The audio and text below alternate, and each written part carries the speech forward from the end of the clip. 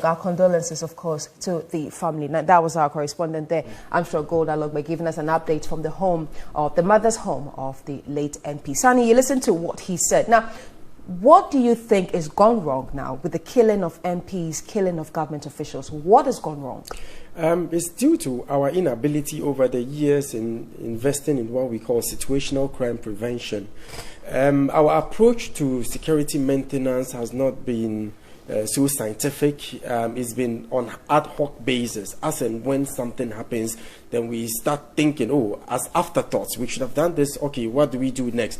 But when we have a national security strategy, we'll be able to foretell some of the emerging security challenges that would be coming our way on daily basis. However, going forward, it is extremely critical.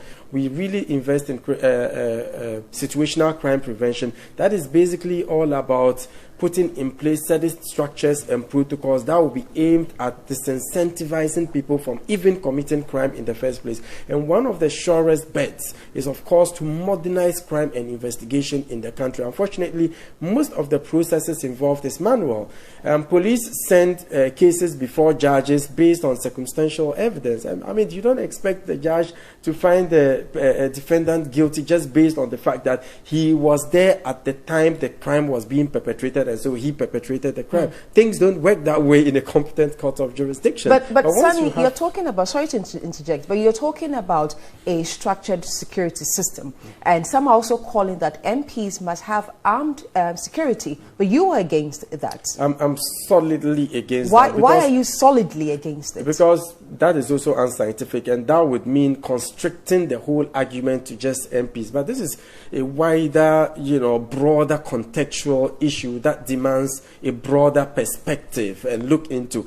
The thing is, let's not pretend that giving MPs security would solve the issue. As a matter of fact, it would even go beyond giving every MP one police officer. It would mean we would have to have a police officer at home, another one to follow him everywhere he goes, and another one in the office. Multiply it by 275. Come to think of it, how about you and I? Already we don't have enough police officers in the system. A lot of them are assigned to MMDCs, ministers, some are on peacekeeping duties, some are assigned to corporate organizations. So those left for you and I are not enough. But this is a wider insecurity issue. So how do we deal with it? So by dealing with it from that wider contextual issue, it would inure to the benefit of every single Ghanaian, including the MPs. So let us not simplistically think that giving MPs security is what is going to solve this issue, because these criminals have become so brazen, they've become so vicious by the day. Even if you have 10 police officers following you, they can still hit